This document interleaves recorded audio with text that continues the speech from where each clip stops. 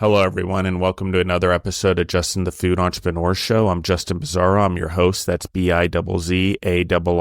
For anyone who's out there, you can find us on Instagram at Justin Bizzarro. Again, that's 2 Z's, 2 R's, and at Justin the Food Entrepreneurs. And you can also find us on Gorilla Brave now, all one word. That is a community for all the food and beverage entrepreneurs that are out there. It is a free Instagram site. There is educational pieces that we learn from the website.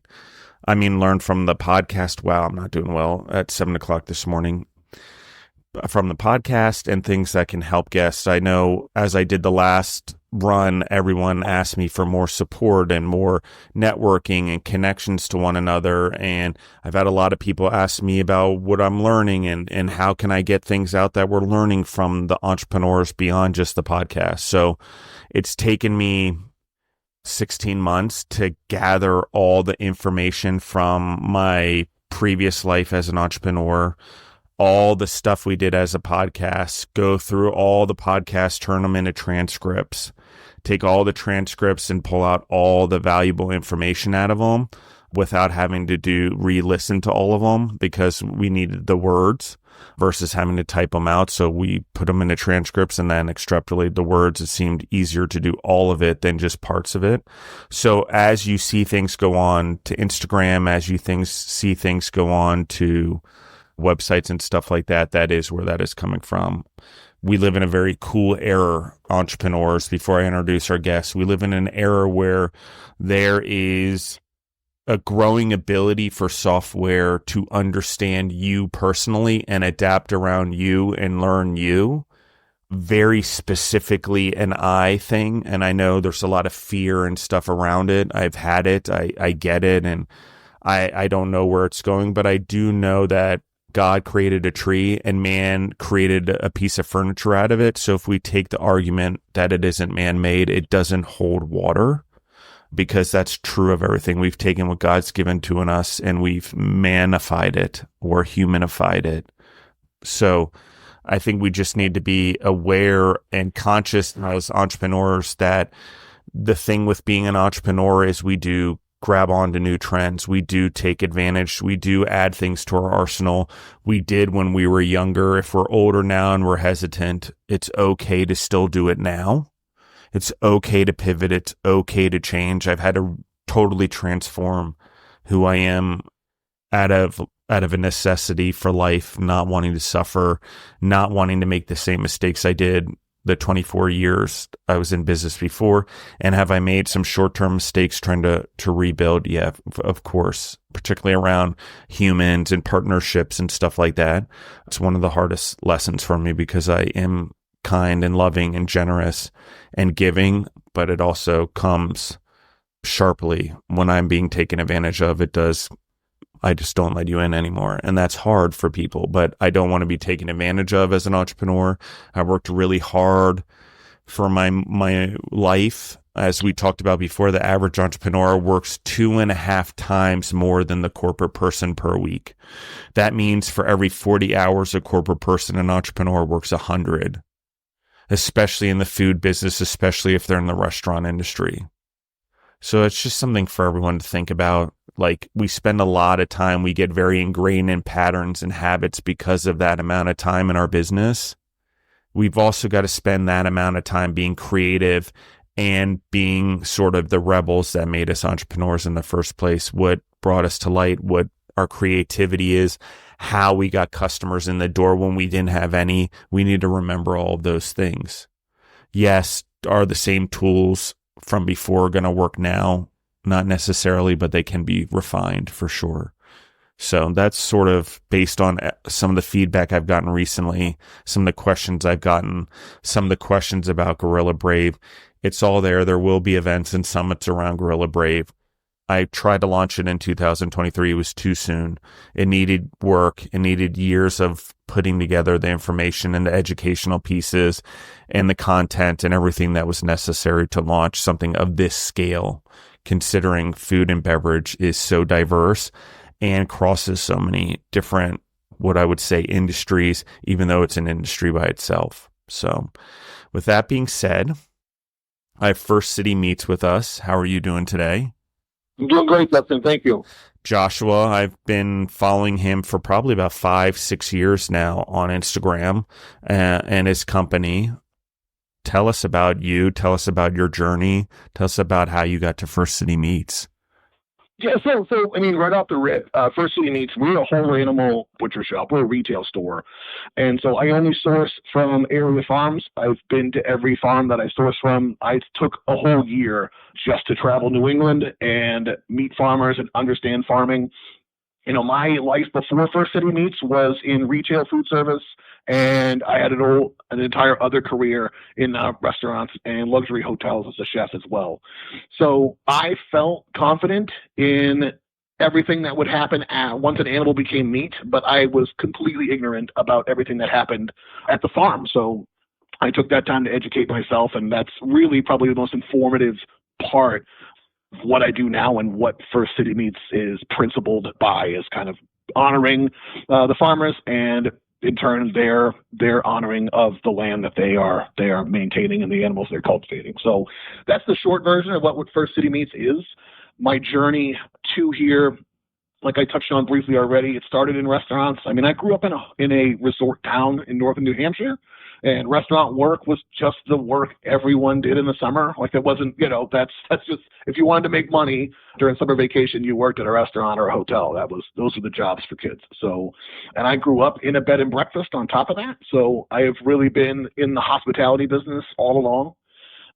That led me to, I went to culinary school, and my thought process through culinary school was, I want to get this education, I want this skill set because I want to go, I want to leave, I want to be somewhere else. And I knew that there's restaurants everywhere, there's tourists everywhere, and this was a very transmutable skill set, and that kind of fueled my sort of nomadic 20s, kind of working different places and just kind of leveraging that culinary experience and passion to be other places and experience different parts of America. So that was, almost 20 years in the restaurant business. And then that had run its course. I wanted better things for my life and things I didn't have. I didn't know any chefs. I didn't have any sort of general managers, any that I could mentor that were mentoring me that had a marriage and a family and sort of those other things that I wanted out of life. So that was my impetus to get out of the restaurant business, and a few fits and starts, but I found my way into retail food service, and I managed the fresh food programs for a very large convenience chain. And so that was, again, really informative. I learned a ton throughout that time, and sort of understanding, and we built stores, and so understanding retail stores and how they work and how they function and how the language is different than in restaurants. Restaurants, we think food cost, retailers think margin. It's the same math problem, but we're more concerned with different sides, with the other side of the equation. And then, through the pandemic, it really kind of crystallized that it was time for me to kind of take all the things that I've done and been interested in and orient them in a way to build a business that could serve the city I live in. First City Meats is in Lynn, Massachusetts, and Lynn has good reputations and bad reputations, and I'm a transplant, but I love this city, and I really wanted to build something that I thought the city could benefit from. And so as I looked around, and what was missing in this community is there was no access to local meat. And so I took it upon myself to answer that call. And I spent 2 years conceiving and designing and building this. And we opened in December 2022. And I have been operating it ever since. So this is, been about a 5-year process, 2 years sort of behind the scenes, and then 2 years with an actual store that people can come into. Yeah, it's incredible. The essential thing that is here that I want to just emphasize with the audience is you're interested in being an entrepreneur. I get a lot of these, the food and beverages. Well, how do I start? What do I do? What do I need? I have an idea, but it's not great. A lot of times ideas are great, but in reality, they are nowhere near as good as taking something you're passionate about. So if it is food, and finding a niche versus taking something that you're like, I want to do this. It's my family. I'm passionate about it. Let me force it let me force another spaghetti sauce down everyone's throat or whatever. I hate to say that, sorry everyone, but we have a lot of Italians out there. I am one of them. If I could tell you how many Italian recipes and tomato sauces I saw in my life, particularly in co-packing alone in the years I did that, it's a lot. Yeah. So you need to find space if you're going to succeed, because the initial bad decision of getting into an entrepreneurial space in food and beverage, unless you have really unique products and really unique developed items that get social media attention, and even that's short term. You need a long-term business model that is serving your community, it's in a niche, and maybe it's also serving a lack of somewhere, or it's serving part of an integration of the industry, vertical or horizontally. Those are good places to go. It allows involvement. I have a very good friend.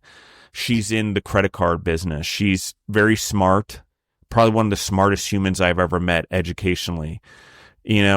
Does that sometimes hurt us? Yes, we can overeducate ourselves. But the thing about it is she's in credit cards. She loves to travel. She wants to travel all the time. She's doing this corporate job. She works for a very big credit card company doing very big things. But she's technically, because of the way credit cards work now, it's not really finance anymore. It's actually a lot of technology development based on that. So whether we like it or not, most of the world outside of food is switching to their technology companies that serve something else. Okay, so we need to, I just want to plant that seed here. But what's more important is that she has said, why am I doing this over and over again? All I want to do is travel. Well, there's an easy solution. It's called Expedia. It's called whatever. If you're in software or you're in a business and you want to get into another business or you want to be an entrepreneur, it's okay to switch businesses or switch to an entrepreneur. Does it hurt? Is it going to cause suffering? Yeah. I will tell you, financially, there is suffering when you choose this path. It is part of salvation. It is part of what makes entrepreneurs kinder, gentler in a lot of ways. It also makes us meaner in other ways, because we can become mean when you look at it as this is all happening for us to grow. So, and just to go ahead. Sorry, go ahead. No, go ahead, please. Just to piggyback on what you're saying is, it's very, very sort of easy to think that, if you try different careers or you jump around between jobs, that the experience isn't always transmutable. But I can tell you, and this is not news to you, I understand, but everything counts. It is all cumulative. There's not a single unpaid or paid experience I ever had in my life that I did not somehow leverage to open this business. So it doesn't matter if I had a temporary job, or I had to take pictures of canned goods, or if I was designing a store or designing the food part of a convenience store, or just trying to get eggs out at a brunch, all of those things, all those little tasks that I did, they all mattered. They're all cumulative. It all adds up. Everything counts. And that was, one of the real important lessons I wanted to instill on my kids as they were kind of with me through this process. It all counts. Everything you learn counts. It's fair. My oldest is am I ever going to need, XYZ in school? And I'm you never know, but it all counts. It all matters. And so it is all cumulative. And to your point, yeah, it is hard. And it is it's not obvious how those skills are gonna be useful, but they're going to. It's just trust in the process that everything you've learned, if you've learned it and internalized it, it's for a reason. And even if it's just to keep in your back pocket, and, the opportunity to utilize it will avail itself eventually. But, all those things count. So I definitely resonate with that story too. Let's talk about inspiration, motivation, why serve a community, why offer whole animals. Talk to me about what sort of has inspired you, what motivates you deep down inside to keep doing this, because it is a different path. It is a harder path. It's not many executive chefs take a step backwards and go into the supply chain, for lack of a better term. So talk to me about that. You're exactly right. So if I'm honest about my chef career, the happiest I ever was cooking short order breakfast. I am a mechanic. I like the cooking. I like the act of watching an egg scramble. I still get excited when fish sizzles. Like that is what turns me on and gets me excited. But those things, but like, and sort of like the next level of like really refined sort of management and sort of the more experience driven like restaurant, like the high end stuff where chefs can have the most opportunity to make money, like that stuff didn't turn me on. I'm a cook. I like cooking breakfast. If money were no object, I would just work 4 days a week at a diner cooking breakfast and just to like have fun and live my life. So I recognize that I like sort of the prep kitchen. I like the act of touching the food. So that's kind of one passenger in this train. And then the other is, you know, as I had a corporate job for, call it a decade, still in the food business, but, you know, at an office, I really, you know, that is, during that time is when I got married, bought a house, had 3 kids, and it really, like, became crucial to me to understand that, like, I want my kids to know that you cannot just live a place. You can't just exist. You have to participate in the community. And so that is kind of the other passenger. It's like, all right, well, I'm a mechanic. I like handling food. I like doing it, but I sort of, when it gets too high end, that's when my passion starts to fade. I like being as close to the ingredient as possible. I have 3 kids.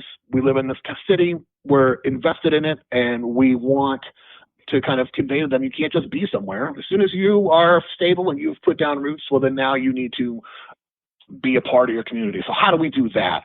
And then sort of, like I said before, just looking around at what this city actually needed, it's access to local meat. So it's those 3 things. Like there's a need for access to local meat. There is my desire and motivation, like instill in my children that you can't just be a place. You've got to participate. And then 3, like I enjoy being as close to the raw ingredient as possible.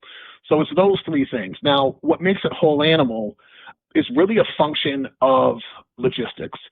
Especially during the pandemic, small slaughterhouses were really, really taxed. I don't want to unpack all of the sort of good and bad of the meat industry on the whole, but the short version is, like, farmers have to book and pay for in advance sometimes kill slots in slaughterhouses.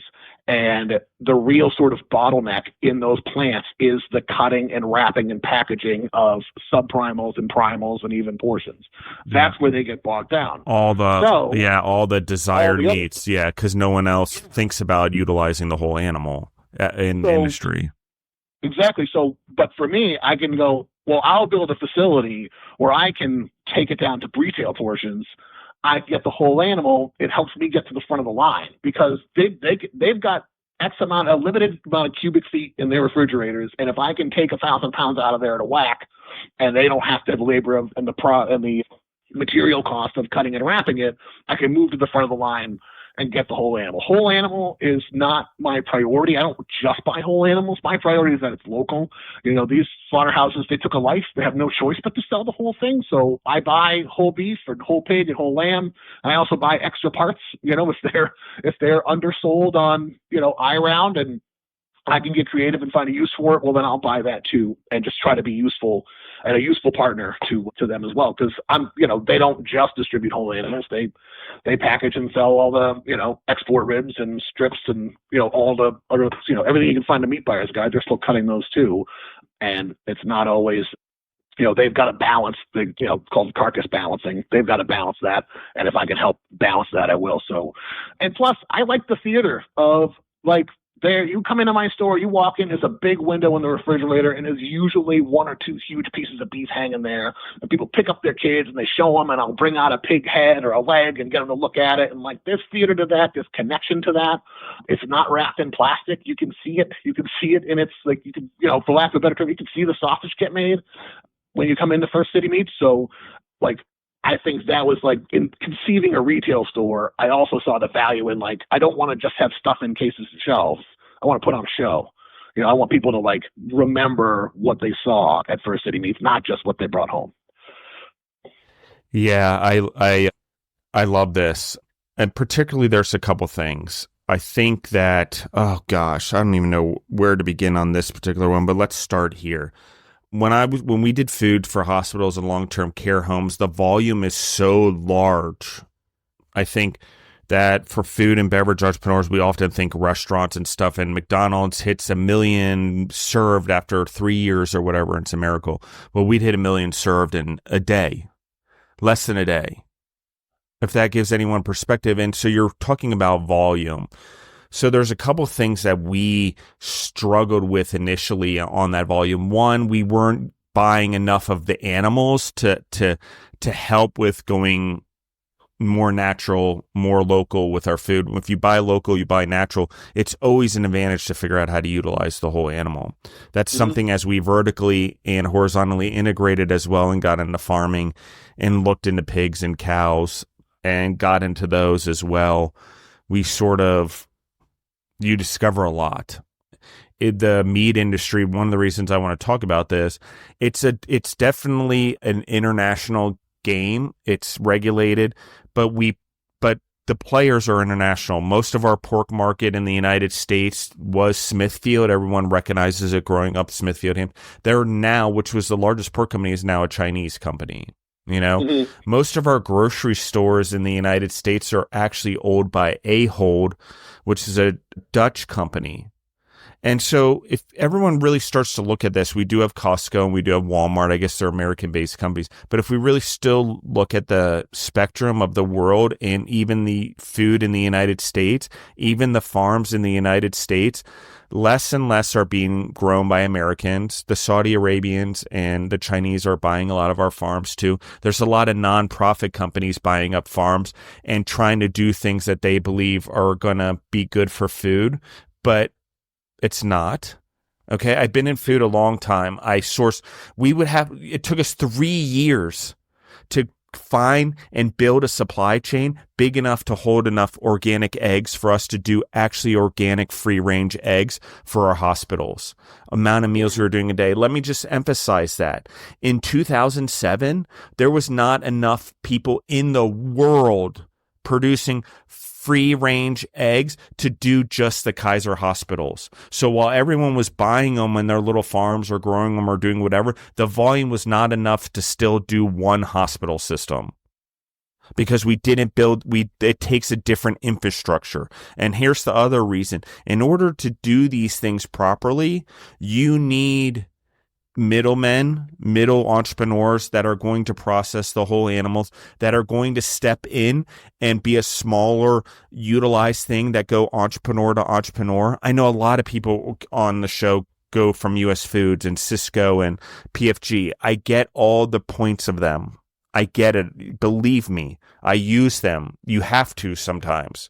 Volumes, emergencies, whatever.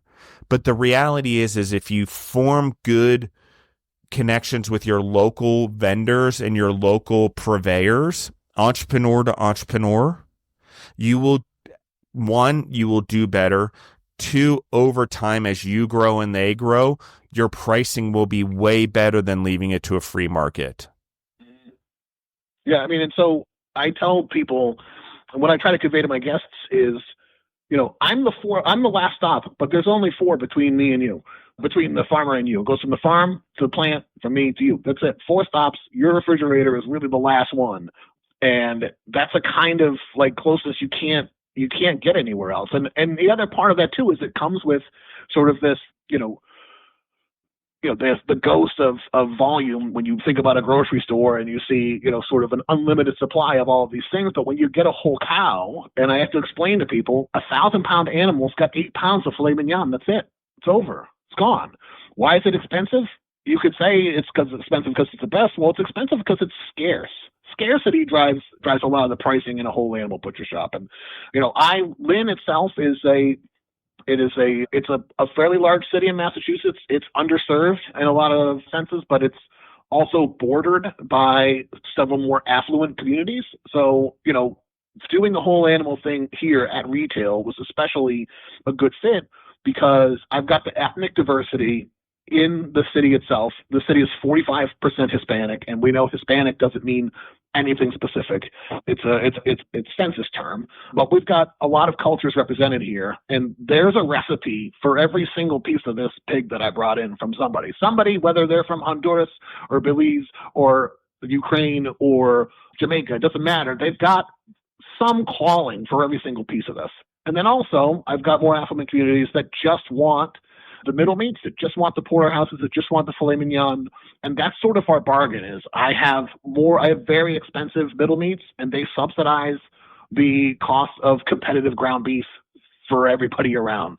So that's kind of the cool thing about doing it the whole animal way too, is that like I can kind of really like learn about the supply and demand is really, really, really acutely understood when you have a cow, and a cow has 2 briskets, and that's it. And if you want to buy a whole one, you buy half a cow worth of brisket, and kind of put that in terms for people and just kind of get them to see the value in all of this. Like, what kind of experience are they trying to have? They can get that experience with a ribeye, they can get that experience with a chuck eye steak, or they can get that experience with another piece. And I really get to think about that experience and not sort of just be held to the 5 things that are always in the grocery store at the same time.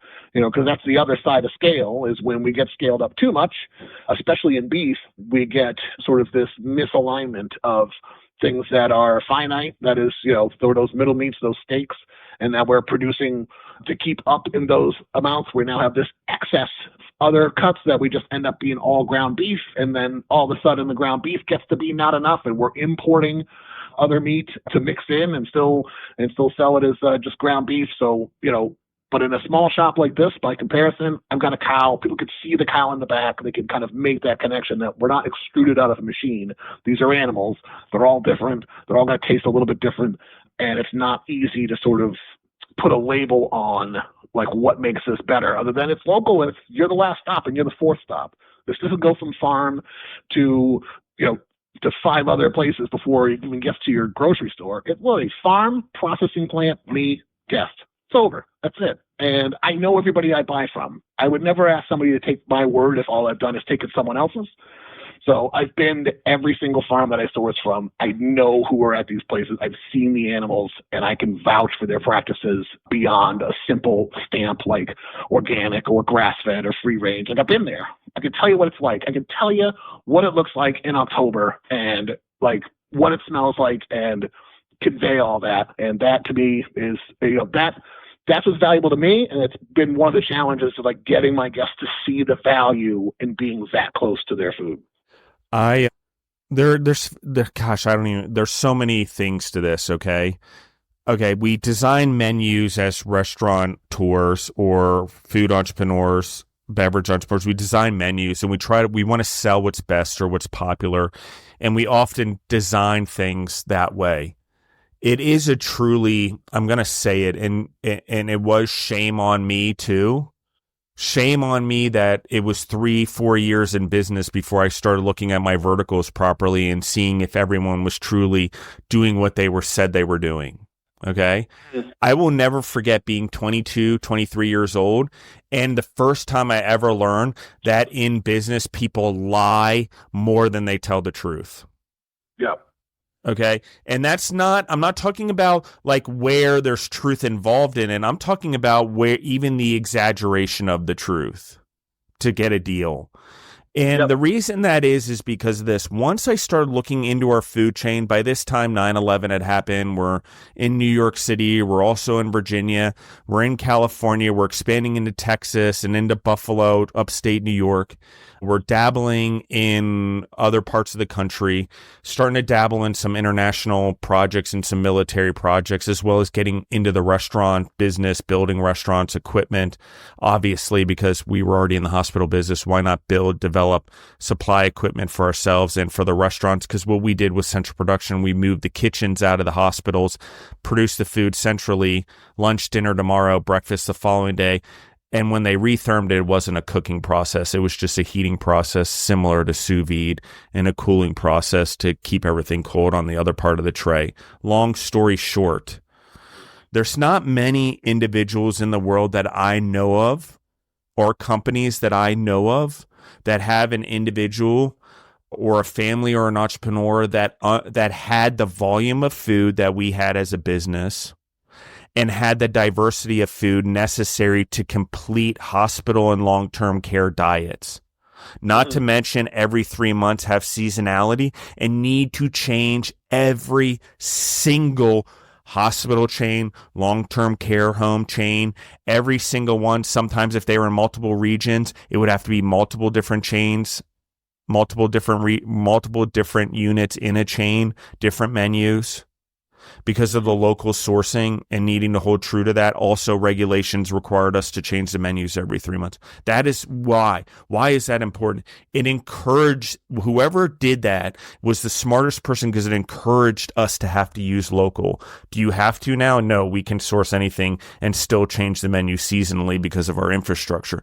But more importantly, if you want high quality food, if you want nutritionally dense food, the sooner it gets to you from slaughter, the less it's in transportation, the less it's off the vine, the less it's off the tree, the higher it is in nutritional value. So hard for humans to understand this for some reason in today's age. It is a depreciating proposition.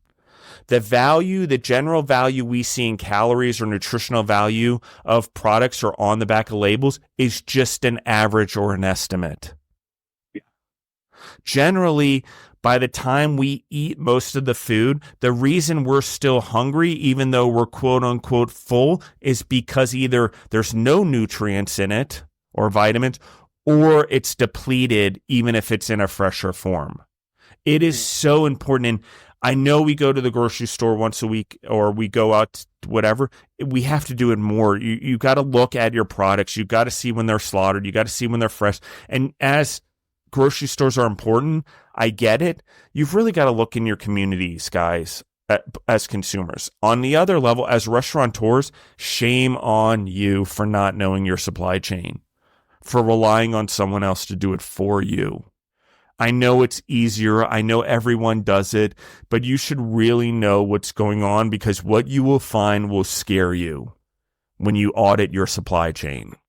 And like that's why I've cut it out. I've bypassed that, and that's the only thing I guarantee to my guests is that I know where this meat came from, and I've been there personally. That everything else, diet and breeding and all those things, those decisions are best left for a farmer. They've explained them to me. They have their reasons. And, like the easiest example is, 100% grass-fed is a wonderful idea. But this is New England. We do not have enough sunlight to have an animal be 100% grass-fed and still taste good in under 30 months. You might get a couple just the way the seasons break out, but like as a business, you can't be slaughtering 10 to 15 animals a week year round and have them all be 100% grass fed. So like just understand, and I didn't know that. So I went out there and I tried to learn these things. So, where I buy the beef from, primarily, they spend half to 3/4 of their life on pasture, depending on how the seasons are landing, and they get finished on a mixture of grass, corn, and flaxseed. But then this farm grows that corn. So like that's, yes, it's not 100% grass fed, but the farm grows the corn in the feed that they're finishing these animals with. So it is, again, this is, they've got their responsibilities to their land, right? First and foremost, and their animals. The animals are temporary. We're temporary. The land is forever. So their responsibilities to the land, they're going to do the best thing to maintain their land. And the byproduct of that, they're going to try to raise the best animals that their land can produce. And then I'm going to try to understand that and understand it's not going to be a cute little stamp or a little blurb on a label. It's a lot more nuanced than that. And so that's something we can have that conversation. We could talk about these pigs when you come into the store and look at your pork chop. I'm never going to be able to condense everything I know about them on a label that's going to be legible, but we can have the conversation. We could talk about it. I can give you the farm's address and you can ask to go visit. Like, so it's a crucial thing. Even if people don't buy all their meat from me, just the thought that to just look at their sourcing a little more critically, no matter where else they're buying everything, and how important that is, and that's the unmeasured contribution I hope I'm making, is just having this conversation about this one pork chop this one time is going to inspire them to have that conversation about their apples and about their celery and about their bread and everything else that they're sourcing from other places. Yeah, I want to talk about this. Human constructs, okay? Those are things we create in our mind that become quote unquote realities, even though they don't really exist. National borders would be one of them. The border between us and Canada is a human construct. It doesn't really exist. Nature didn't put it there. We did. Okay, let's just talk about this. So human constructs. Human constructs are also putting things into extreme categories. Okay. Do I think free range chickens and eggs are the best? Yep. Are they easier to produce because chickens can be indoors year round? Yep. Does it mean they're free range then? Nope. So, okay, I need organic eggs. I need free range ones, but can I get them year round because of weather and patterns if they're truly outdoors? Those are questions that I get, but when we stick everything into extremes without an understanding of, are we being human to the animals? Is it in a way we're giving them, and here's the other thing. We love talking about this. We'll eat organic all day, but we don't eat the legs, the insides, the heart, the whatever. So it's kind of funny that we choose to preserve the world or preserve the animals, yet we don't really utilize them anyway. Human construct, we're justifying organic, which is great. Okay, it's better for you. I get it. But on the other end, we're not using all the parts of the animal that are actually the parts that are better for you. The liver, the heart, those parts have essential meats in them, essential vitamins, minerals, things for the body, especially if they're in that form that we're not eating anyway. So these are just something to think about. It's great to go that way, but it's also great to understand there has to be flexibility. And cows have been eating corn since we imported them over here during the Indians, and the Indians introduced corn. We were able to get a lot more animals. If we think we haven't been domesticating animals, we have. We were giving cows, we were giving peppers. We change it. I guarantee you in the United States, in the universities right now, and most humans don't understand this either, there's probably over 400 new vegetables being created in a lab right now. Cross-pollination, apples, forget apples. I mean, apples are a whole other game, guys. Apples are all new. There are a lot of cross-pollination. The original Johnny Appleseed that went across the United States, whatever it was, a Red Delicious or a crab apple, whatever it was, we don't even have any sight of that thing anymore, even on the same trees that went out there, because they've all been pollinated differently. It's the world does it. Like, we just have to understand that there is progression. There's certain ways to do it, and modifying stuff happens. But as humans, that is us over our domain. But we have to do it in a way that doesn't cause damage. Okay? And we need to feed the population. We've never been able to feed the human race like we can now. That's manufacturing. That's the last 150 years. That's industrialization. Okay? The answer is not one extreme or one human construct. However, the answer does lie in a piece of plant-based, does lie in a piece of whole animal utilization, does lie in a piece of organics. So all of those things matter, but the transition to get our population, which is growing faster than we can transition our agriculture, it's not a scientific problem. It's not something that some genius in an IT company is going to solve. And if he does, it's generally not going to be healthy, because the body needs food in certain ways, and it needs a diversity of food. And we can't fake it. Vitamins have proven that. We only absorb so many vitamins because the body knows we're faking it. What am I saying? We need to be aware, we need to make decisions, and we still need to be as local as possible with our farmers. And then we need to think about seasonality in our food. Okay? How do we actually solve the problem? There is no superhero. There is no savior. It's one of the great things about Christianity that teaches us there's no, and even as an entrepreneur, I am merely a conduit. I'm a connector, and I'm a vehicle of doing good if I choose it. So what am I saying? What I'm saying is we have a responsibility to take care of the world around us. And whether we realize it or not, the little decisions we make actually have the bigger impact than these big decisions or these big donations or these things we go to for cancer and donate money. All important, but not as important as our food chain in eliminating all of those things or contributing to the elimination or helping less of them come out to be eliminated. Why am I saying that? Because as consumers, this is something we need to invest in our local farmers. We need to look at whole animal utilization. We need to look at the entrepreneurs that are in our communities also that are creating jobs. The little Davids that are challenging the Goliaths that are doing things profit-wise.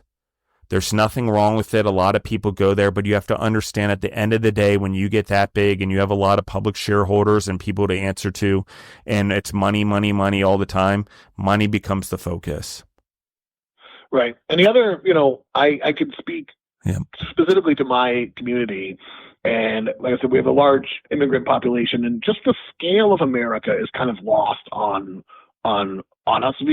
People that were born here, just the whole size of the country is kind of lost on us. So, when I have, when there are people that come to me from countries a little bit bigger than the region of New England that I'm in, the idea of a national meat system to them is it's a lot more compact. It's a lot easier to compute, and then having to explain national meat system in America is way just geographically larger, and it is, and it comes with even more hiccups. So by my standards, what is local might be national in scale to, whatever culture you're coming from. And so it's that kind of getting that aha moment of why I can't why it is different what I sell here versus what is available at a mainstream kind of grocery store. What is the difference? The difference is that, because it's not, if you immigrate to a country, that going to farms and figuring out your food chain is not high on your priority list, right? It is a little bit further down. So you see fresh meat in the grocery store, and it's hard to conceive that it basically went from a farm to a feedlot to a factory to a plant to a warehouse to a truck per year. That's not a thing that is innate in understanding.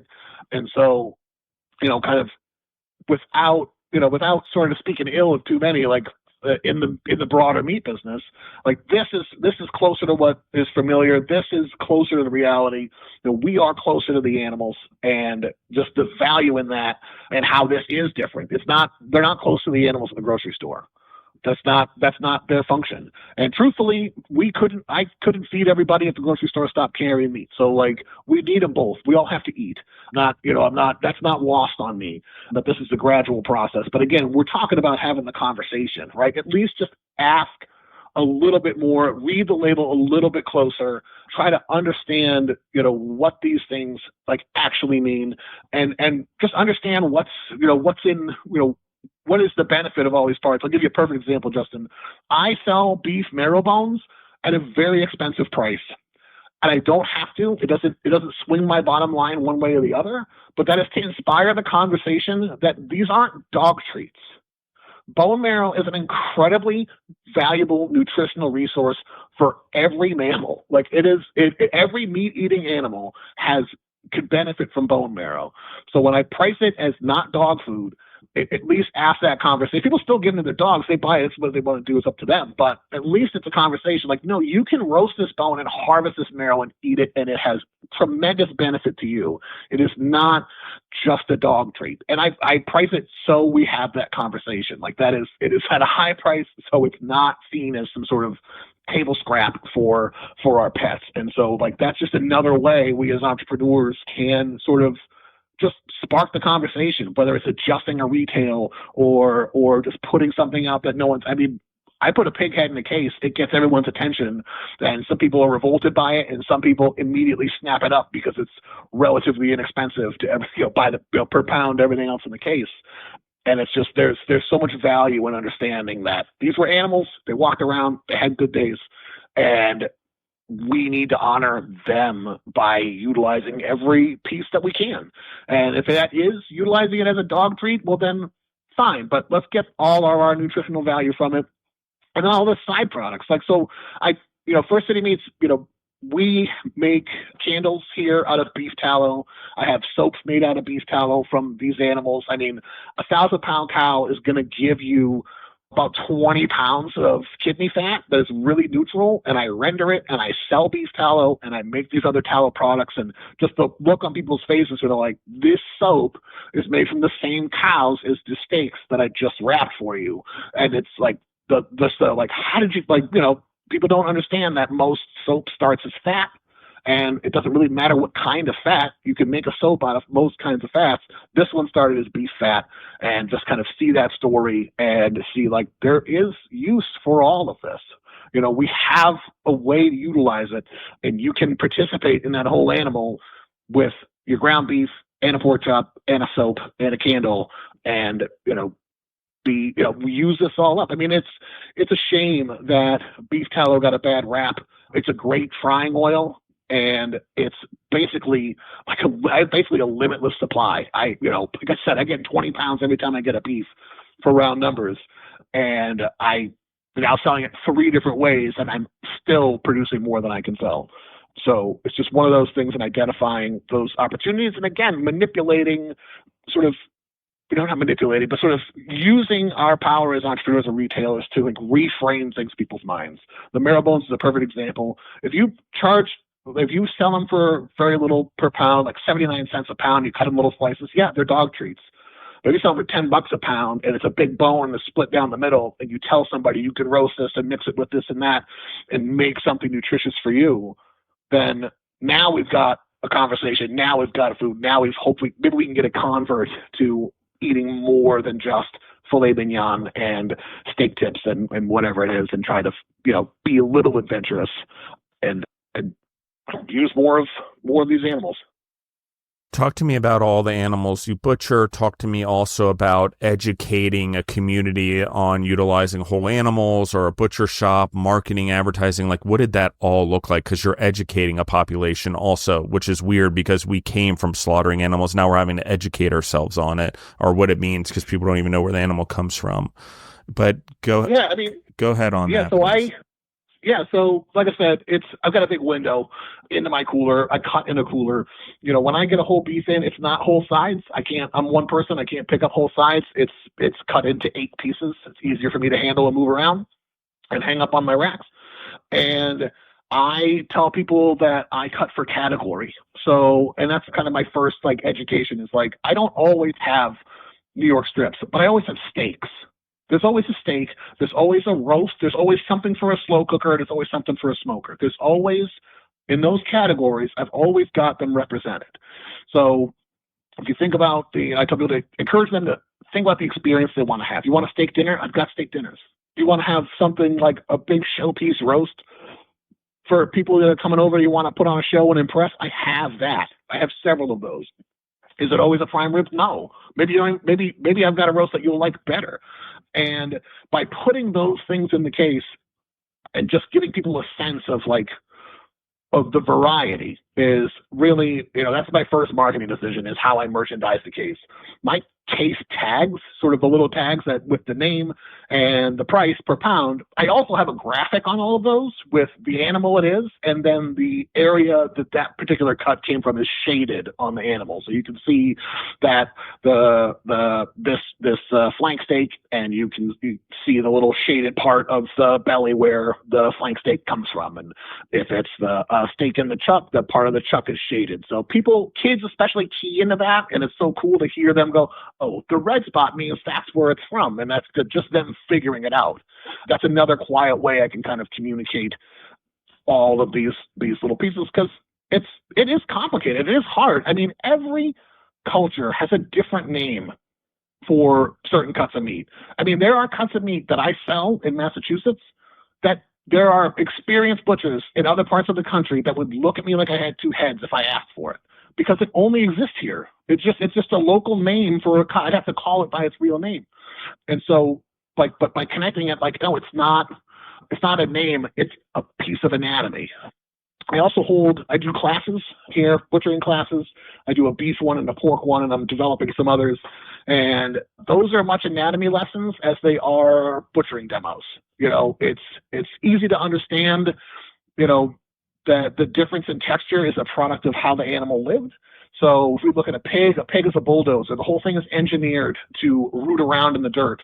So they don't really have necks. It goes head to shoulders, and it's all this meat and this muscle, and the whole thing is to leverage that snout under the ground to dig.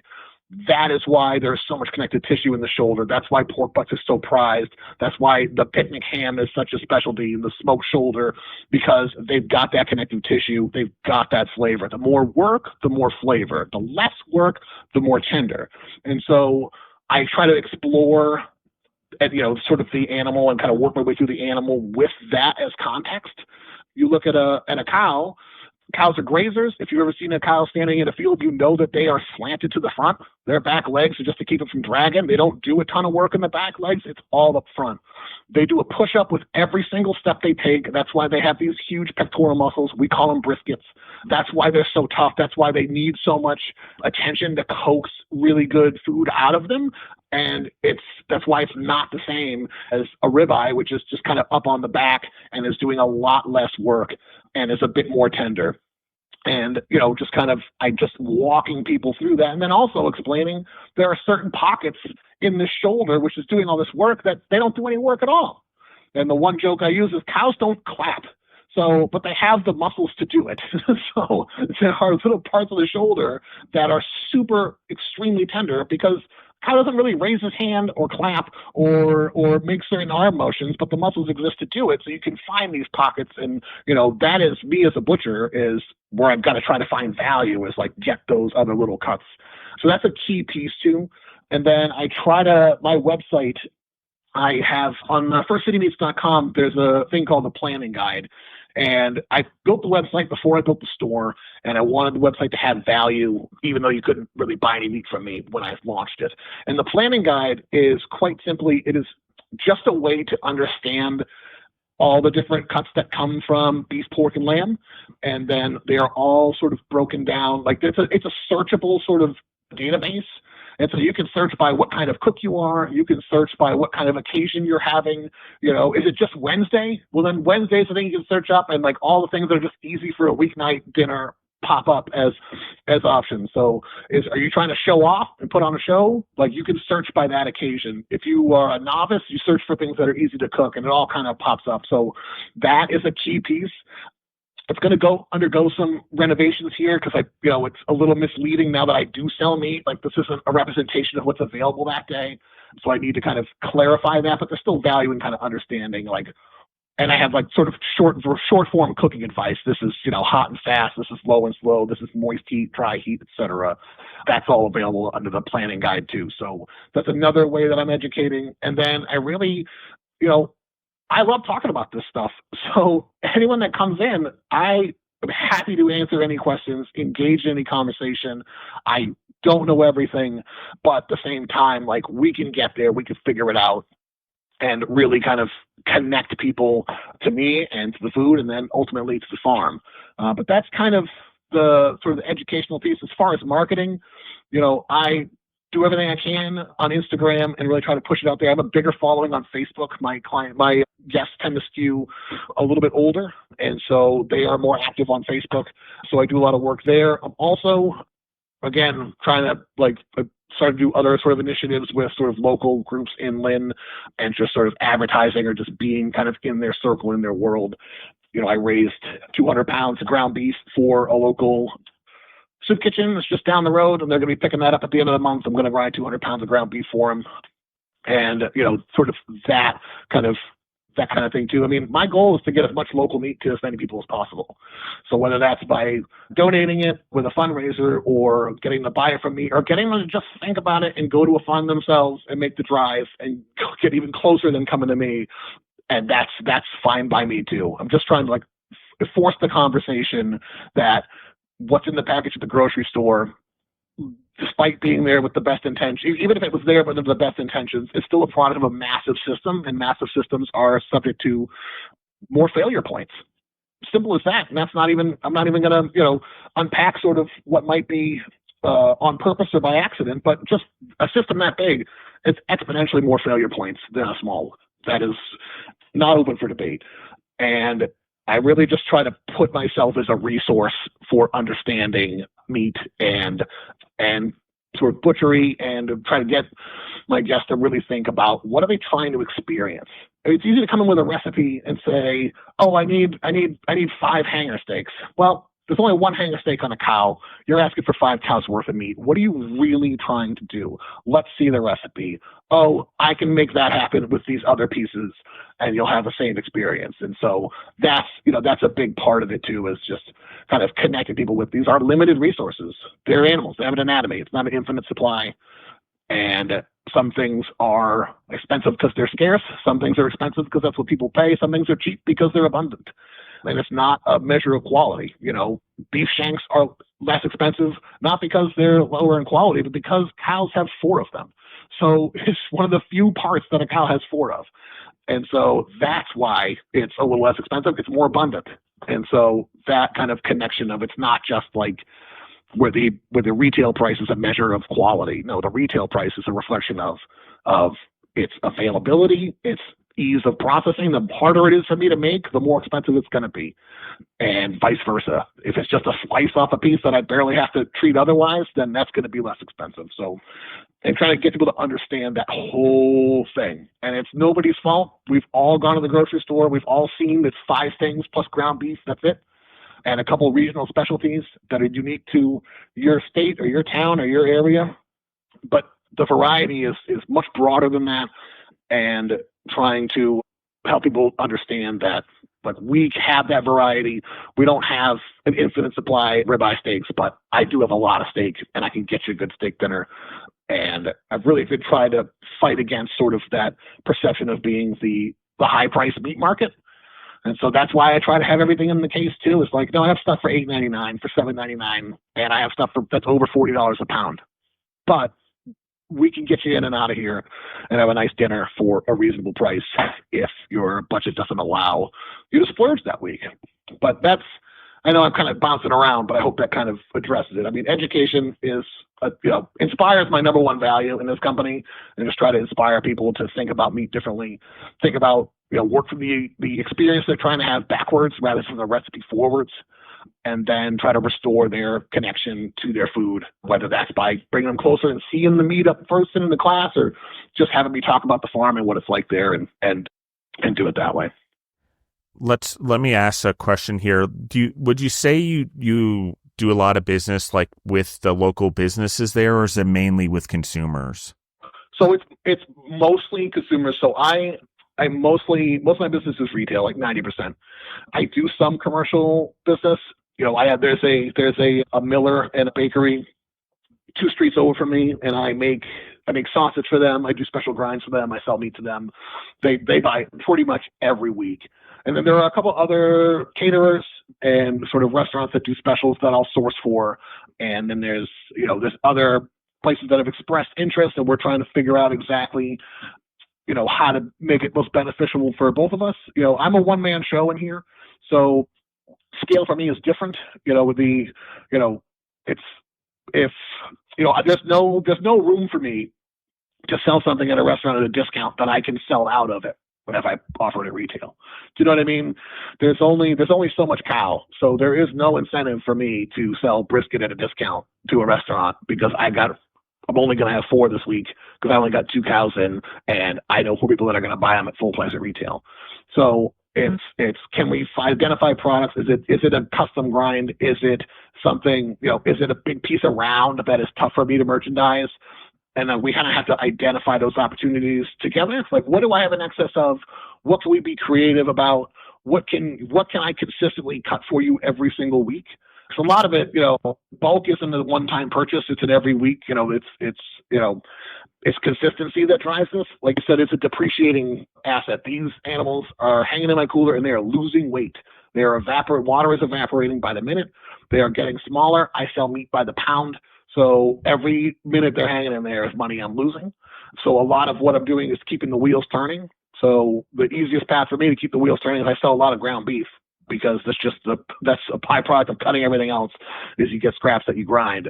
So the easiest opportunity for me with other restaurants is in the grinds, is in ground beef, ground pork, etc., because that's the thing I have the most of. That's the thing I need to keep producing, to keep sort of the supply chain moving, to keep, to keep my inventory at a stable level where I'm not backed up on things I can't sell because I'm just cranking out all the things that are easy to sell. But yeah, that's something I'm definitely working to expand. I've only got a handful of customers that buy commercially weekly.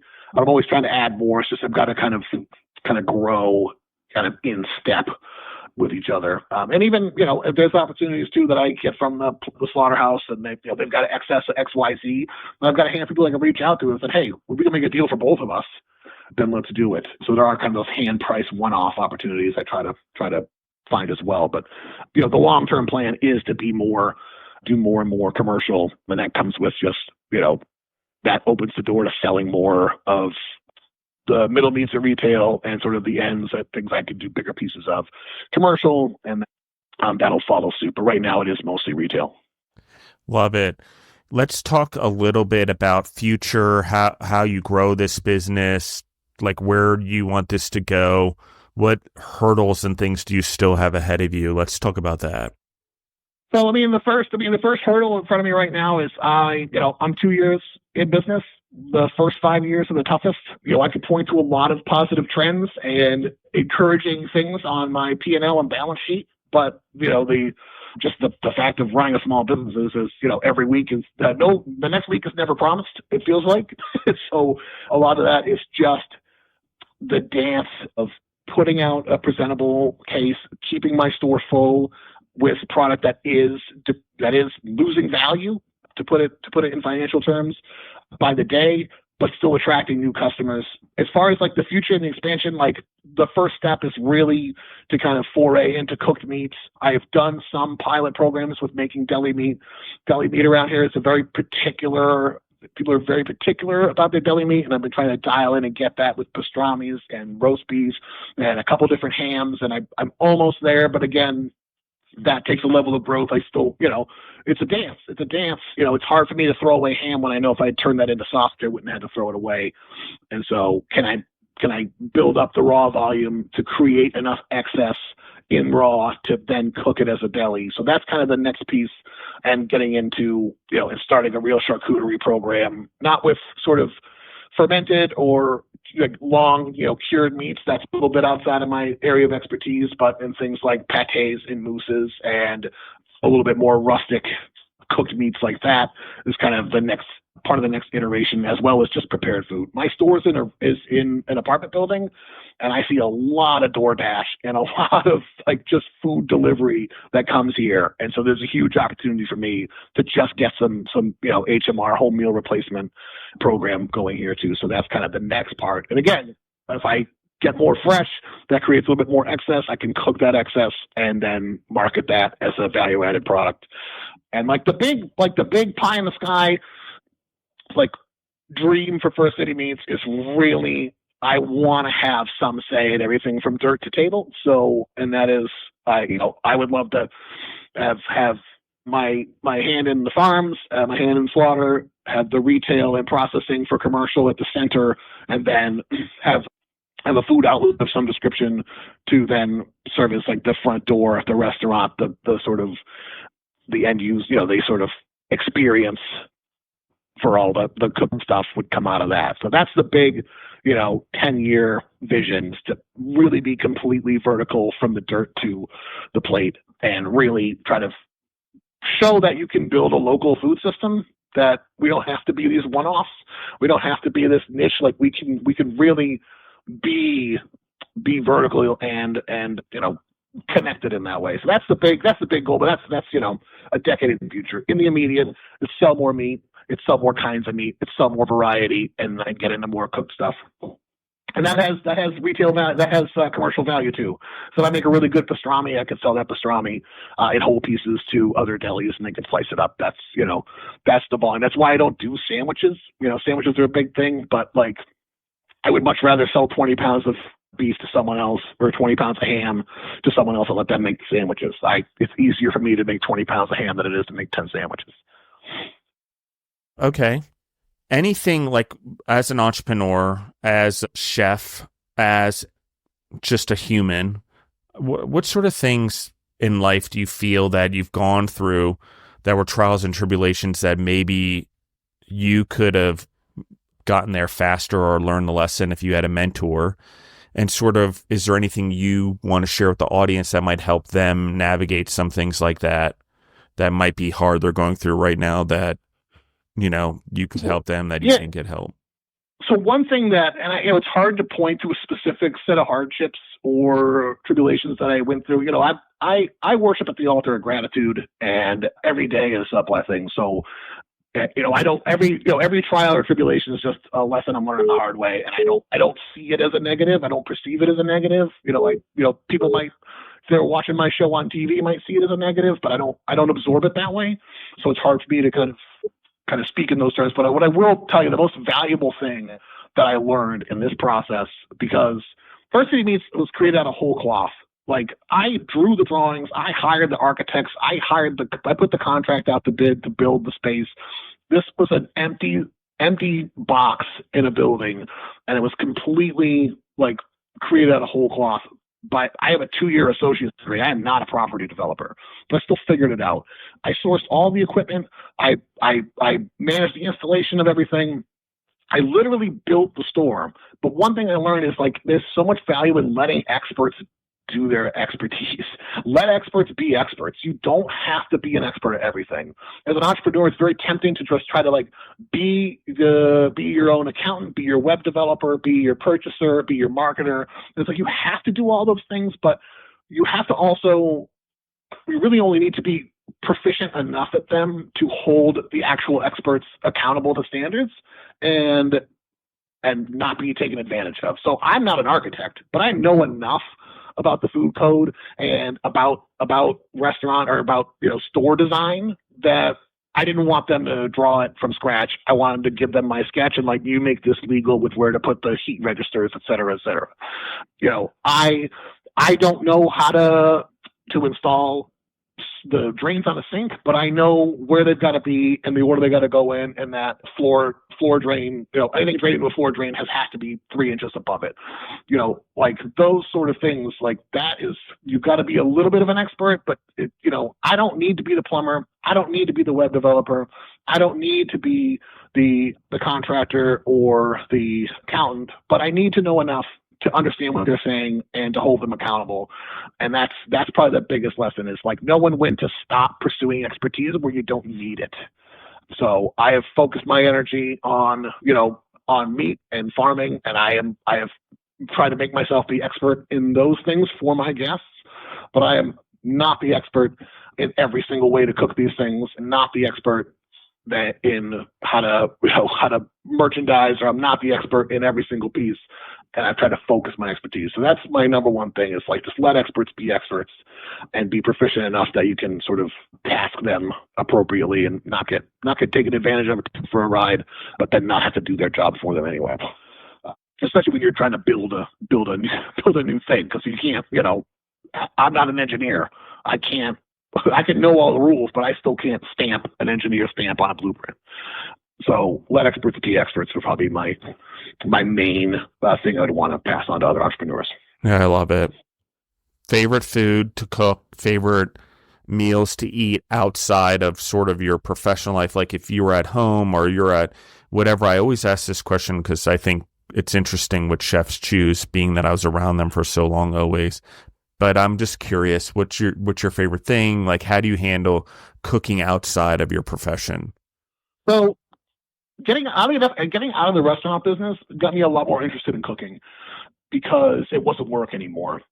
But I'll tell you, Justin, without a doubt, my favorite thing to cook and eat and talk about is just a replication of what used to make ourselves. So I was a chef in New Mexico for 5 years, and at one particular hotel, we would butcher all the lamb on one day for the rest of the week, and we would save all of the chewiest scraps of that lamb, and then myself and our other cooks, we would have that basically stewing on the back line in our own secret mix of spices and liquid, and we would have that stewing the entire night of service.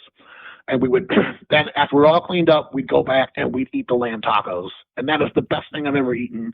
It's the most connected I've ever felt to other people. And whenever I cook that or try to replicate that, It's just to share that experience. Like, these are literally garbage for most other people. No, very few even chefs look at that and see any value.